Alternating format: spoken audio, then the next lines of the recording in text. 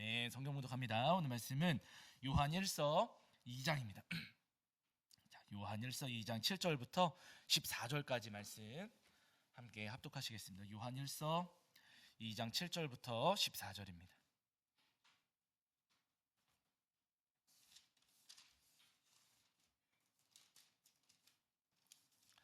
자, 요한일서 2장 7절부터 14절까지입니다. 찾으신 줄 알고 한 목소리로 함께 합독하겠습니다. 함께합니다. 사랑하는 자들아, 내가 새 계명을 너희에게 쓰는 것이 아니라 너희가 처음부터 가진 옛 계명이니 이 옛 계명은 너희가 들은 바 말씀이거니와 다시 내가 너희에게 새 계명을 쓰노니 그에게와 너희에게도 참된 것이라. 이는 어둠이 지나가고 참빛이 벌써 비침이니라. 빛 가운데 있다 하면서 그 형제를 미워하는 자는 지금까지 어둠에 있는 자요, 그의 형제를 사랑하는 자는 빛 가운데 거하여 자기 속에 거리낌이 없으나 그의 형제를 미워하는 자는 어둠에 있고 또 어둠에 행하며 갈 곳을 알지 못하나니 이는 그 어둠이 그의 눈을 멀게 하였음이라. 자녀들아, 내가 너희에게 쓰는 것은 너희 죄가 그의 이름으로 말미암아 사함을 받았음이요. 아비들아, 내가 너희에게 쓰는 것은 너희가 태초부터 계신 이를 알았음이요. 청년들아, 내가 너희에게 쓰는 것은 너희가 악한 자를 이기었음이라. 아이들아, 내가 너희에게 쓴 것은 너희가 아버지를 알았음이요. 아비들아, 내가 너희에게 쓴 것은 너희가 태초부터 계신 이를 알았음이요. 청년들아, 내가 너희에게 쓴 것은 너희가 강하고 하나님의 말씀이 너희 안에 거하시며 너희가 흉악한 자를 이기었습니다. 아멘. 우리 자리에 앉으시겠습니다. 한 주간 평안하셨죠? 네, 오늘도 우리 하나님 앞에 나와 예배하시는 저와 여러분 위에 우리 주님께서 주시는 은혜와 사랑이 가득하기를 간절히 소원합니다. 자, 지난주에는 저희가 요한일서 2장 1절부터 6절까지 말씀을 통해서 우리에게 주시는 은혜를 함께 나누었습니다. 지난주 말씀을 여러분 가만히 돌이켜 보시면은요, 성경을 통해서 우리에게 말씀하시기를 예수님을 사랑하는 만큼 뭘 끊어야 된다고요? 죄를 버리고 죄를 끊어야 된다. 성경에서 우리에게 말씀하고 계세요. 주님께서 우리에게 거룩한 흰옷을 입혀주었으니 우리가 정말로 예수님을 믿고 따른다면은 주님께서 입혀주신 그 흰옷을 다시는 더럽혀서는 안 된다라고 말씀을 하십니다. 벼락이는 여러분, 이 땅을 살아가시는 동안 주님을 사랑하시는 만큼, 우리 주님을 믿으시는 만큼 죄와 허물을 끊고 버리시는 저와 여러분이 되기를 주의 이름으로 간절히 축원합니다. 자, 이제 오늘은 그 뒤에 이어지는 요한일서 2장 7절부터 14절까지 말씀을 통해서 우리에게 주시는 은혜를 나누려고 하는데요, 앞서 말씀드린 것처럼 예수님을 믿고 예수님을 사랑하는 자들은 죄를 끊고 죄를 버려야 된다라고 말씀하셨습니다. 죄를 끊고 죄를 버려야 된다 하시는 말씀을 다시 이야기하면은요, 이 말씀은 곧 말씀대로 살아가야 된다 하시는 말씀이에요. 우리가 예수님을 믿는 만큼 죄를 끊어야 된다 하시는 말씀은 예수님을 믿는 만큼 예수님 말씀대로, 하나님 말씀대로 살아가야 한다 하시는 의미입니다. 여러분, 우리가 그렇잖아요. 누군가를 사랑하면 그 사람이 싫어하는 것을 안 하죠. 그 사람이, 사랑하는 사람이 싫어하는 것을 끊습니다. 그리고 반대로 내가 사랑하는 사람이 기뻐하고 좋아하는 것은 어떻게 해요? 그거 해요, 안 해요?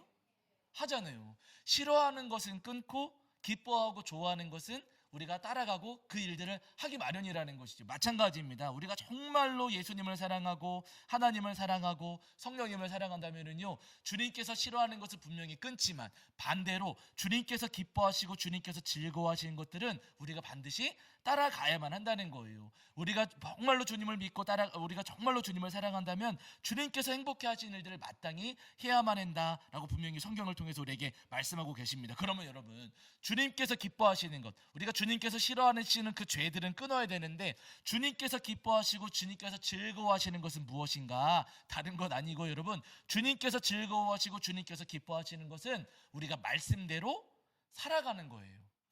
이때도 아멘 하셔야 되죠. 아멘입니다. 여러분, 우리가 정말로 주님을 사랑하면 주님께서는요, 우리가 주님 말씀대로 이 땅에서 살아가기를 원하시고, 말씀대로 우리가 주님을 말씀대로 따라 살아갈 때 주님께서 우리를 기뻐하시고 즐거워하신다는 거예요. 오늘 여러분 본문 우리가 지난주 읽으셨지만은요, 요한일서 2장 3절부터 6절까지 말씀을 보시면은 우리가 하나님의 말씀을 지키면 우리가 하나님을 알고 있다는 증거다, 이렇게 말씀을 하십니다.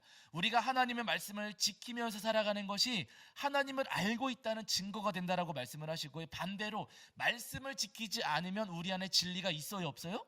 진리가 없다라고 말씀하시고, 말씀을 지킬 때 하나님에 대한 우리의 사랑이 완전해진다, 이렇게도 말씀을 하세요. 그러니까 여러분, 믿음을 가진 사람들은요, 주님을 정말로 사랑한다면 반드시 뭘 지키는 거예요? 말씀을 지키는 거예요. 우리 안에 진짜 믿음이 있고 정말로 우리가 주님을 사랑한다면요, 반드시 말씀을 지켜야만 합니다. 바라기는 여러분, 우리 하나님을 사랑하시는 만큼, 또 예수님을 사랑하시는 만큼 말씀을 따라 말씀을 지키며 살아가시는 저와 여러분이 되기를 주의 이름으로 간절히 축원합니다. 자, 그런데 여러분, 중요한 것은 말씀 지키며 살아가야 된다는 거, 말씀 따라 살아가야 된다는 거 잘 알고 있긴 하지만, 말씀 지키면서 살아가는 거 여러분 쉽습니까? 어렵습니까? 어려워요. 솔직히 어려워요. 말씀 지키며 살아가는 거 여러분 정말로 어렵습니다. 어려운 이유가 여러 가지고 있어요. 근데 그 중에 한 가지 이유는 뭐냐면요, 일단 말씀이 여러분 적습니까? 많습니까? 말씀이 많아요. 특별히 여러분 성경에 기록되어 있는 율법을 쭉 정리해 보면은 613가지의 율법이 있다, 이렇게 말씀을 하세요. 구약 성경 안에, 성경 통틀어서 성경 안에 기록되어 있는 율법, 그 규정을 정리하면은 모두 613가지라는 거예요. 여러분, 613가지의 율법을 다 지키는 거 쉬워요, 어려워요? 이거 어려워요. 어렵습니다. 613가지 기억해요, 못 기억해요? 이거 기억도 못해요. 우리는 613가지 다 기억하지도 못하고요, 613가지의 조항을, 그 규정을 지키면서 살아가는 거 너무나도 어렵습니다. 특히나 여러분, 그 성경이 기록되던 시대하고 지금 우리 시대하고 상황이 많이 또 달라져가지고, 그때 상황에 어울렸던 말씀들이 지금하고는 잘 맞지 않는 경우도 분명히 있어요. 대표적으로 여러분, 안식일을 기억하여 어떻게 해야 돼요? 거룩히 지켜라 말씀하셨는데, 우리는 안식일 지켜요, 주일 지켜요? 우리는 주일 지키고 있어요. 여러분, 이런 것만 보더라도 구약 성경의 율법하고 지금 우리 상황하고 다른 부분들이 분명히 있고, 구약의 그 율법들을 우리가 다 기억하며 지켜가는 것이 너무나도 어렵다는 거예요. 아니, 하나님을 사랑하는 만큼 말씀 지켜야 되는데, 예수님을 사랑하는 만큼 우리가 말씀을 지켜야 되는데, 말씀 지키면서 살아가는 것이 너무나도 어려워요. 기억하기도 어렵고, 상황과 그 현실이 너무나도 많이 달라져가지고 말씀 고지곧대로 하는 것이 너무나도 어렵다라는 겁니다. 아니, 그러면 우리는 어떻게 말씀을 지켜가야 되는 것일까? 우리는 정말로 주님을 사랑하는데 우리가 어떻게 말씀을 지켜야 되는 것일까? 그 방법이 있습니다. 성경을 보시면 여러분, 한 율법학자가, 우리보다 율법을 더 잘 알고 있었던 율법학자가 예수님을 찾아와서 여쭈었어요. 예수님, 율법 가운데에서 가장 큰 계명이 어떤 계명인가요? 라고 율법학자가 예수님을 찾아와서 여쭈었습니다. 그때 예수님께서 이렇게 대답하셨거든요. 우리 말씀 찾아보실게요. 자, 마태복음 여러분 22장입니다. 마태복음 22장 37절부터 40절입니다. 마태복음 22장 37절부터 40절. 자, 마태복음 22장 37절부터 40절입니다.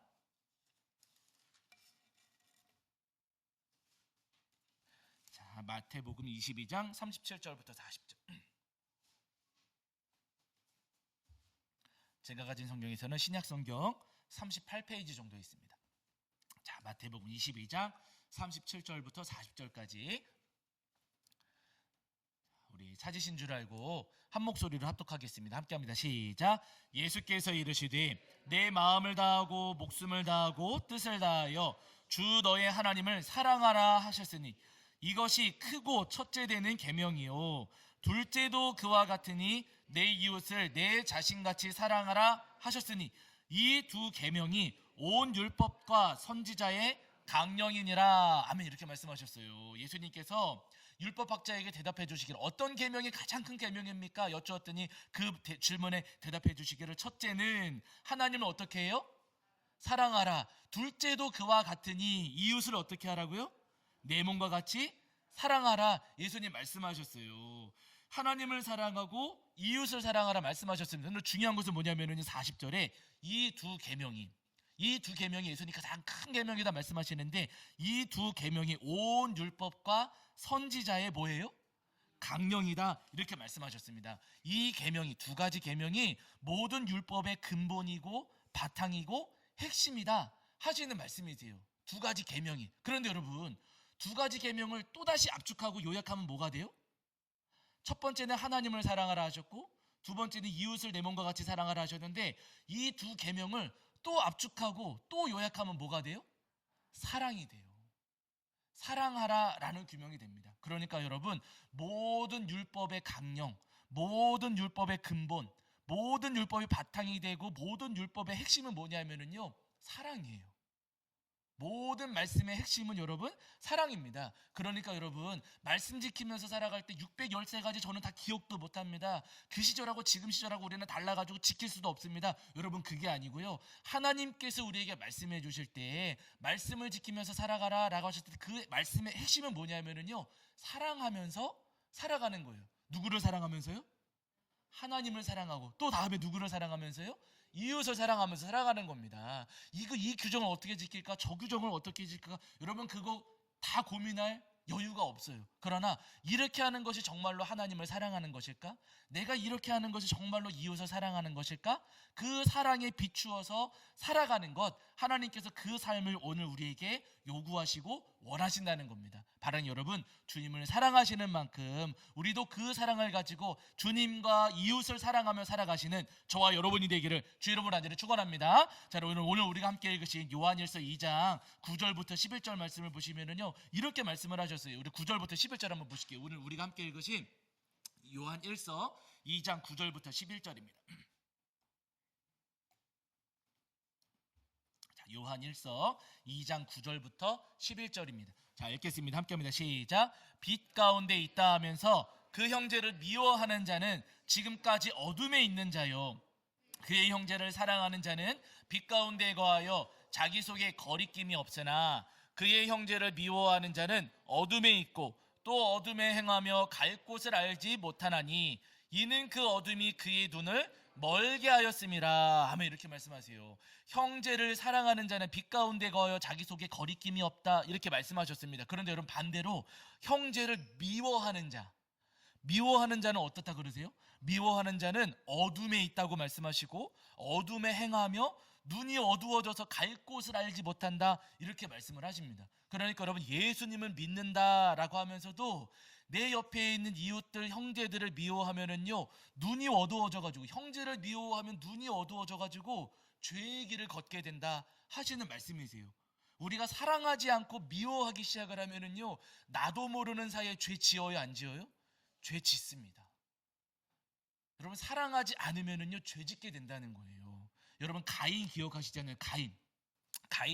가인은 잘 아시는 것처럼 아담과 하와가 낳은 첫 번째 아들이에요. 아담과 하와가 낳은 첫 번째 아들입니다. 여러분, 첫 번째 아들 사랑 많이 받았을까요? 쬐끔 받았을까요? 사랑 많이 받아요. 네, 여러분, 물론 동생들이 태어나기 시작하면 첫째가 조금 밀려나기는 하지만요, 그러나 여러분, 첫째는 누구보다도 많은 사랑을 받습니다. 첫정이라는 말 여러분 아시잖아요. 첫정. 저희 조카가 10명인데 10명의 조카 가운데 그래도 마음이 가장 많이 가는 조카가 누굴까요? 첫째예요. 예, 왜냐하면 다른 아이들은 걔네들이 이 영상을 보진 않으니까 상관없겠지만은요, 걔네들 아기 때 모습은 잘 생각해. 다른 아이들은 아기 때가 생각이 잘 안 나는데, 첫째는 지금 20살 넘어서 1년만 올해만 지나가면 대학 졸업하거든요. 이렇게 컸는데도 그 아기 때 모습이 여전히 그려져요. 그게 여러분 이상합니다. 그러니까 첫 번째 태어난 그 아이는요, 누구라도 상관없이 누구보다도 많은 관심을 받고 누구보다도 많은 사랑을 받게 돼요. 여러분, 가인이 첫 번째 태어났으니까 사랑 받았을까요? 안 받았을까요? 받았어요. 가인도 여러분 많은 사랑을 받았고요. 아담과 하와뿐만 아니라 분명히 하나님께서도 아담과 하와, 사람이 낳은 첫 번째 아들이니 하나님께서도 분명히 이 가인을 아끼고 사랑하셨으리라 저는 분명히 믿습니다. 그런데 어느 날 동생 아벨이 태어났어요. 두 아들이 점점 자라가지고 함께 하나님 앞에 예배를 올려드렸는데, 하나님께서 가인의 예배는 안 받으시고 아벨의 예배만 받으셨습니다. 하나님께서 가인의 예배만 안 받으셨어요. 그러면 여러분, 누구한테 따져야 돼요? 첫 번째, 누구한테 물어봐야 돼요? 하나님께 물어봐야죠. 하나님, 제 예배는 왜 안 받으신 거예요? 하나님께 물어보고 하나님께 여쭤야 될 거 아니겠습니까? 그런데 여러분, 이 가인은요, 하나님께 여쭤보는 게 아니라 누구를 미워했어요? 아벨을 미워했어요. 이상하게도 하나님께서 아벨의 예배만 받으셨다라고 하면서 가인은요, 아벨을 미워했습니다. 여러분, 그 미워하는 마음이 어떻게 돼요? 죄를 짓게 되잖아요. 어느 날 이 아벨을 아무도 보지 않는 저 들판으로 저렇게 불러내가지고 아무도 보지 않는 데서 아벨을 때려 죽입니다. 그래서 여러분, 첫 번째 아들이었던 가인은, 성경에 기록되기를 첫 번째 아들이었던 가인은, 사람이 낳은 첫 번째 아들입니다. 첫 번째 아들이었던 가인은요, 첫 번째 살인자가 되었어요. 그 미움 때문에, 미워하는 그 마음 때문에 여러분, 가인은요 엄청난 죄를 짓게 됩니다. 문제는 여러분, 이 죄가 가인에게서 그치지를 않아요. 잘 아시는 것처럼 여러분, 하나님께서 이 가인을 에덴의 동쪽으로 쫓아내셨어요. 가인이 에덴의 동쪽으로 쫓겨나가지고 거기서 이제 또 가족을 이루고 살아가게 되는데, 가인의 후손들이 점점점 태어나지 않겠습니까? 그런데 그 후손 가운데 라멕이라고 하는 사람이 태어났어요. 라멕, 창세기 보시면 나옵니다. 가인의 후손 가운데 라멕이라는 사람이 나왔거든요. 여러분, 이 라멕이라는 사람이 온순하고 착했을까요? 포악하고 잔인했을까요? 포악하고 잔인한 사람이었어. 이 사람이 큰 소리를 빵빵 치는데 자기 아내들을 모아놓고 뭐라 그러냐면요, 어떤 아이가 나한테 상처를 입혀가지고 내가 그 아이를 쳐서 죽였다 라고 큰 소리를 빵빵 쳐요. 여러분, 사람 죽여놓고서 큰 소리 치면 뭐예요? 이거 완전 사이코패스예요. 그런데 여러분, 다른 사람들 아니고 아이가 나한테 와서 상처를 입혔는데 상처 입히니까 나는 그냥 때려 죽였어 라고 하면서 큰 소리를 빵빵 치는 거예요. 그러면서 뭐라고 하냐면은, 가인을 위한 벌이 7배였으면 나는 77배야 이런 소리 하거든요. 이게 무슨 얘기냐면은, 누가 나한테 한 대 때리면 나는 77배로 갚아줄 거야 하는 이런 소리입니다. 여러분, 가인에게 있었던 잔인한 모습, 그 죄악이 작아져요? 커져요? 커져요. 미움에서 시작되었지만, 미움에서 시작된 여러분, 그 죄가 점점 눈덩이처럼 불어나고 커지더라는 거예요. 여러분, 이 무서운 일이 가인에게만 벌어지는 게 아니라 오늘 우리에게도 동일하게 벌어질 수가 있습니다. 여러분, 우리가 형제를 미워하고 가족을 미워하고 한 신앙 공동체에 있는 우리 옆에 계신 성도님들을 우리가 미워하면은요, 그 미움이 점점 작아지던가요? 점점 커지던가요? 에? 저만 그런가? 여러분, 점점 미움은 점점 작아집니까? 점점 커집니까? 점점 커집니다. 누군가를 미워하기 시작하면은요, 밤에 주무실 때 생각이 나요, 안 나요? 생각이 나요. 아유, 그 사람이 이랬어, 저 사람 저랬어 라고 하면서 미워하기 시작하면은요, 밤에 잠자기 전에 막 머릿속에 생각이 나요. 그 머릿속에 떠오르는 생각이 점점 작아집니까? 계속 커집니까? 계속 꼬리에 꼬리, 아, 그때도 이랬지, 그때도 저랬지, 아유, 그 사람은 그런 사람이야 하면서, 여러분, 미워하는 마음과 그 감정은요, 계속해서 우리 마음에서 점점점 눈덩이처럼 불어납니다. 잠을 자요, 못 자요? 잠을 못 자요. 그러고 나서 교회 와가지고 보면은 어때요? 미워지는 거예요. 그 미움이 여러분 점점점 커집니다. 그러다가 결국에는요, 우리도 모르는 사이 그 미움이 우리 눈을 어둡게 만들어가지고 우리도 모르는 사이에 우리를 죄짓게 만든다는 거예요. 여러분, 우리가 그 사단이 펼쳐놓은 사단의 덫, 그 미움의 덫, 죄의 덫에 빠지지 않고 걸려들지 않으려면요, 반드시 서로 사랑해야만 합니다. 우리가 형제를 사랑하고 가족을 사랑하고 옆에 계신 이웃들을, 성도님들을 우리가 사랑할 때 여러분, 그제야 사단이 던져놓은 그 덫을 피하고 죄의 덫을 벗어날 수가 있다는 거예요. 바른 여러분, 예수님께서 우리를 사랑해 주셨던 것처럼 오늘 우리도 주님의 마음으로 서로를 아끼고 사랑하시는 저와 여러분이 되기를 주의 이름으로 간절히 축원합니다. 제가 어딘가에서 보니까 여러분 그런 이야기를 하더라고요. 내가 뭐 하지 말아야지 하지 말아야지 하면 할까요, 안 할까요? 마음으로, 아, 나는 이거 하지 말아야지 이거 하지 말아야지 하면 할까요, 안 할까요? 한다는 거예요. 우리 성도님들 가운데 그런 분들이 안 계시지만, 술 안 마셔야지 술 안 마셔야지 술 안 마셔야지, 술 안 마실까요, 마실까요? 마시게 된대요. 하지 말아야지 하지 말아야지 하면 그 순간 뭐 한 거예요? 내가 술 안 마셔야지 술 안 마셔, 그 순간 뭐 한 거예요? 술을 생각한 거예요. 네, 사람은 그렇대요. 그거 하지 말아야지 그거 하지 말아야지 하면은요, 이미 그게 머릿속에 딱 떠올라가지고 끊을 수가 없대요. 그래서 그걸 하지 않으려면 그거 하지 말아야지 그거 하지 말아야지 그 생각하지 말고 저거 해야지 저거 해야지, 술 마시지 말아야지 술 마시지 말아야지, 그게 아니라 차 마셔야지 커피 마셔야지, 이렇게 생각을 해야 술이 끊어진다는 겁니다. 담배 피지 말아야지, 담배 피지 말아야지. 여러분 그게 아니고요. 사탕 먹어야지, 아니면 성경 읽어야지, 기도해야지, 찬송해야지, 이렇게 해야지만 담배 피는 게 끊어진다는 거예요. 욕 끊어야지, 욕 끊어야지. 여러분 그런다고 욕이 끊어지지 않아요. 내 입술에다가 말씀을 담고 찬양해야지, 고백, 기도해야지, 이래야지만 여러분 욕도 끊어지는 겁니다. 그러니까 마찬가지로 여러분, 제가 그래서 그때 어떤 그 글에서 무슨 내용을 봤냐면요, 여러분 스키 선수들 있잖아요. 스키 선수들이 저 높은 곳에서 엄청난 속도로 막 내려오는데 장애물을 샥샥샥 피해가요. 이 스키 선수들이 장애물을 엄청 잘 피해 다닙니다. 그 선수들이 어떻게 장애물을 피해가는가? 장애물을 보고 피해갈까요? 길을 보고 피해갈까요? 길 보고 간다는 거예요. 저거 피해야지, 저거 피해야지, 저거 피해야지 하면은 갔다가 그냥 들이맞는데요. 그런데 피해야 될 장애물을 보는 게 아니라 내가 가야 될 길을 보고 가면은 피할 수가 있더라는 겁니다. 여러분 우리가 마찬가지예요. 미워하지 말아야지, 미워하지 말아야지, 미워하지 말아야지. 미워할까요, 안 할까요? 미워하게 됩니다. 그런데 여러분 사랑해야지, 사랑해야지, 사랑해야지 하면 사랑하게 되는 거예요. 미워하지 말아야지 하면 나도 모르게 미워하게 돼요. 그러나 사랑해야지, 사랑해야지, 사랑해야지 하면은요, 여러분 나도 모르게 사랑하게 됩니다. 그렇다고 여러분 오해하지 마세요. 사랑해야 됩니다, 사랑해야 됩니다. 그러니까 무슨 이성으로 사랑해라, 그런 이야기가 아니에요. 주님께서 우리에게 말씀하시는 사랑이 어떤 사랑인가? 고린도전서에서 우리에게 명확하게 말씀해 주셨거든요. 여기 찾아보실게요. 여러분 고린도전서 13장입니다. 고린도전서 13장.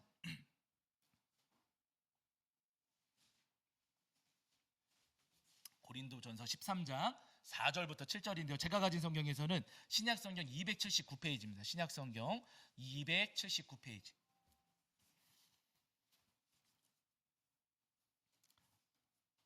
자, 고린도전서 13장 4절부터 7절.